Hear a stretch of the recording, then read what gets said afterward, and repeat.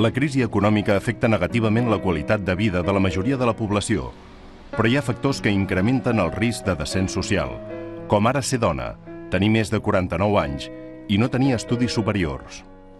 El fet de ser dona duplica el risc de vulnerabilitat respecte als homes.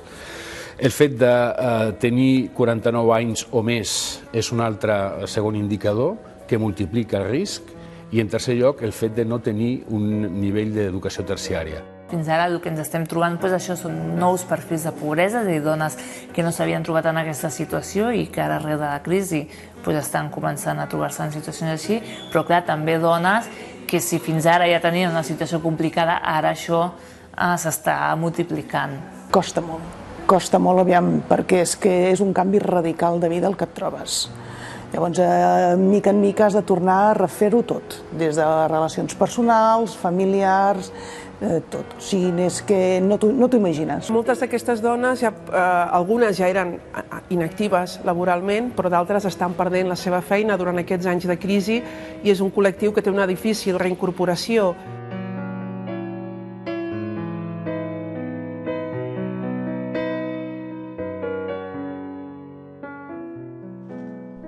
Moltes dones que fins fa poc formaven part de la classe mitjana ara tenen dificultats per tirar endavant. És el cas de la Carme, que arran d'una separació va passar de tenir un nivell de vida acomodat a gairebé no disposar de recursos propis.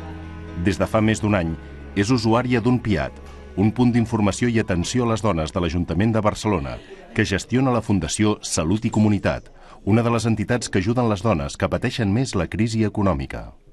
Tens per fer el dia a dia, anar tirant com pots, però el mateix aquelles habitacions que tenies plenes de llum, doncs ara vas tancant les bombetes, allò que et dutxaves i potser deixaves caure més l'aigua, doncs ara vas tancant perquè mires molt el rebut. Aquí ajuden les dones que es troben en aquesta situació. I abans que res, cal evitar el sentiment de culpa que genera el descens social i l'empitjorament del nivell de vida. El sentiment de culpa és el primer que tens, de dir què és el que tenia que haver fet, què en aquell moment no vaig veure, si hagués fet això, si no hagués fet l'altre, és el primer, la culpa. O sigui, he sigut jo. Poder veure una mica tot el tema estructural, de com estan les coses i com això afecta les dones per ser dones i incloure una mica aquesta perspectiva de gènere, de que entenguin que moltes de les coses no és per elles, sinó pel rol que juguen a la societat, el que s'espera d'elles com a dones i a sobre el que la societat deposita sobre les dones, que a vegades són com contenidors buits, que tot hi cap i tot hi entra i també saber posar límits i poder posar-se com protagonistes de la seva vida. El PIAT fomenten les trobades entre dones perquè comparteixin experiències. Aquestes trobades ajuden a superar el sentiment de culpa, a situar les circumstàncies personals en el context general i de crisi, i a veure que el simple fet de ser dona ja és un factor que va en contra, tant pel que fa al reconeixement social com pel fet que habitualment són les dones les qui més carreguen amb les responsabilitats dels fills. Jo molts cops quan veig a dones els dic molts cops aquest espai és un espai perquè vegis que les coses que et passen no és perquè jo, Laia, em passa això perquè sóc Laia, sinó que em passa pel fet d'això, de ser dona, de ser mare, Jo tinc una hipoteca jo sola, tinc un nen de 9 anys, em vaig quedar sense feina, treballava a la Generalitat i, estic cobrant l'atur, em queda un mes. I jo tiro ara, quan estava feta una merda, amb perdó, doncs no tirava. Però no tirava per què? Perquè pensava que el meu fill no està bé, és que jo no sé què, és que això, és que l'altre, no. O sigui, a mi m'han vingut, com a totes, unes situacions a la vida i buscar una sortida i ves tirant. Si no ja comencem, això és culpa meva, la feina, jo quina culpa tinc que facin retallades, o quina culpa tinc que el meu fill no sé què o la meva mare no sé quants.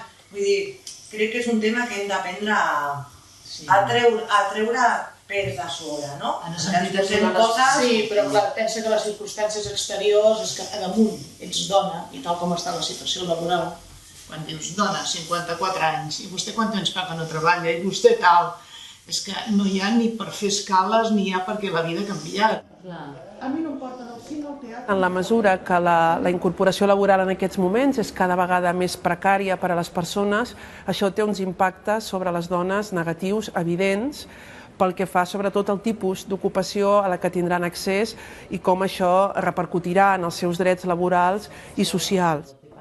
No, esta serà la solterona. Clar, arribes a un lloc i et diuen jo no he treballat mai, però aquests tallers on participeu, en aquestes xerrades que estem a vegades i tal, heu pogut donar-li la volta i passar, no, és que jo he treballat molt, perquè el fet que hagi fet un treball reproductiu, que hagi estat a casa planxant, això també és treball, no? Ens van ensenyar a fer el currículum i clar, i els currículums que es fa avui en dia que és de competències.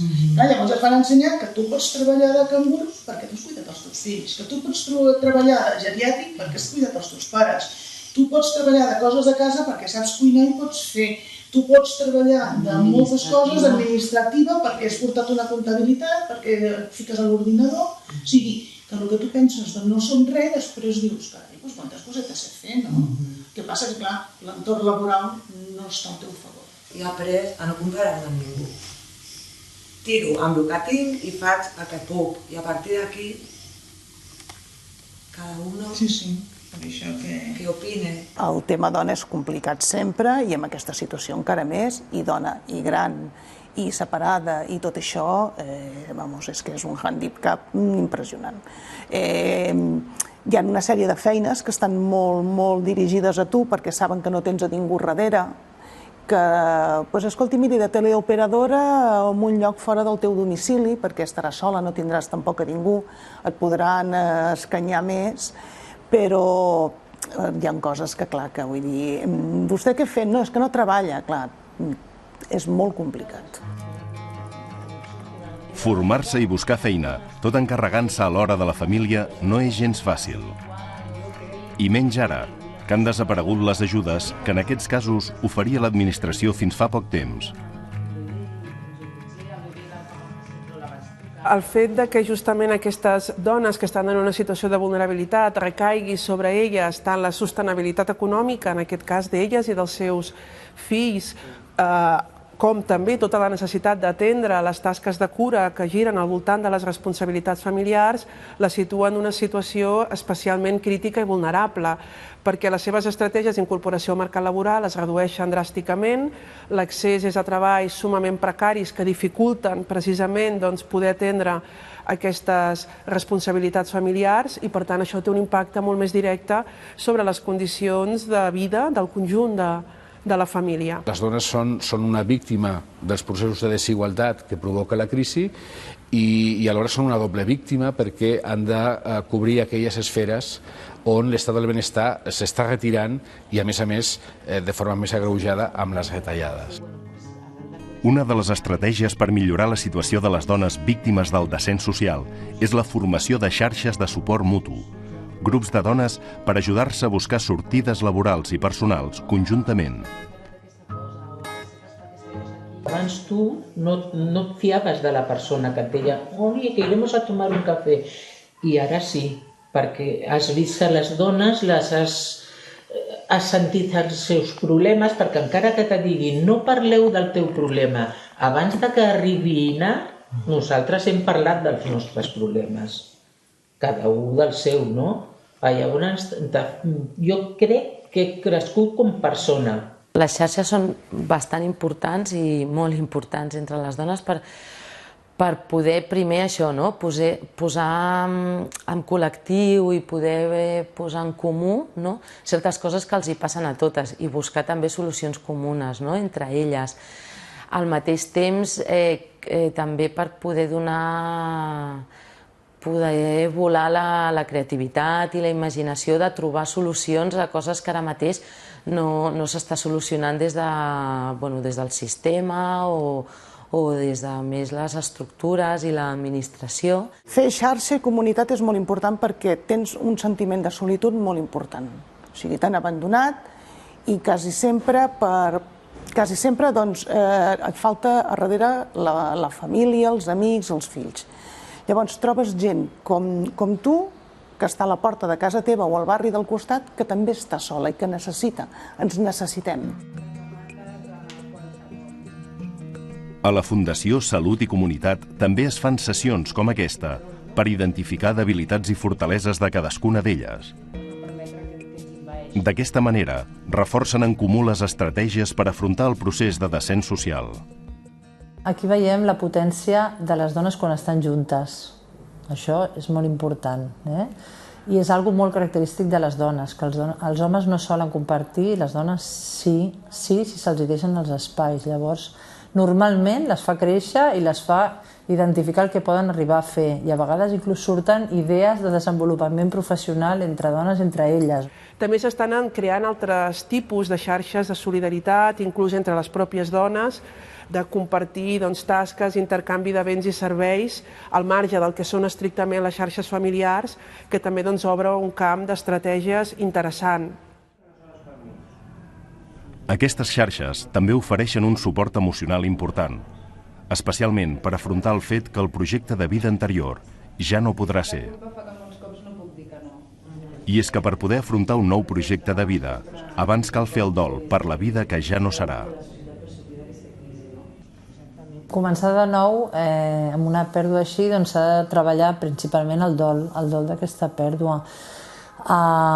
I posar sobre la taula que el projecte de vida que aquesta dona tenia no és el que pot tenir a dia d'avui, que això és el que estem veient. Clar, hi ha moltes vegades molta vergonya, molta por, un sentiment de culpabilitat pel que t'ha passat, etc. És difícil vèncer això sense una ajuda, però clar, s'ha de donar aquest primer pas per aconseguir l'ajuda. Clar, quan menys temps passa, menys hi ha un deteriorament també personal, menys pensaments negatius té un, menys enfonsat està, etc. Aquest dol, primer de tot, has d'assumir la teva situació i l'has d'acceptar i veure que és un canvi, que t'ha vingut i que has de tirar endavant. Pot ser igual de dramàtic baixar d'un nivell social alt a un mig o d'un mig a una situació quasi al límit del risc d'exclusió. Pot ser un drama molt gran, aleshores s'ha de recuperar una mica això, veure què és allò que pot tornar a ser un motor per viure i per ser feliç, més enllà d'altres coses com podien ser viatges, o podia ser tenir segones residències, o podia ser tenir altres qüestions materials.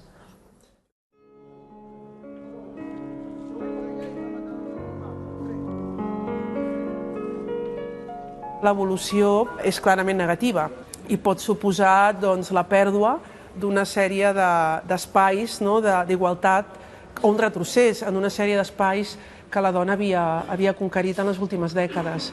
Per tant, en aquest sentit, s'ha d'estar molt alerta i preveure les possibilitats que això, des de les polítiques de conciliació, les polítiques socials, es pugui actuar sobre aquest risc que és molt evident.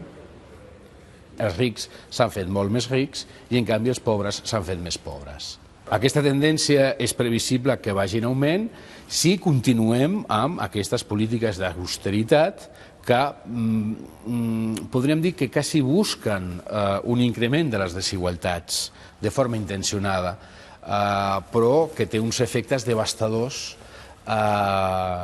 per tothom i uns efectes desvertebradors per la pròpia democràcia.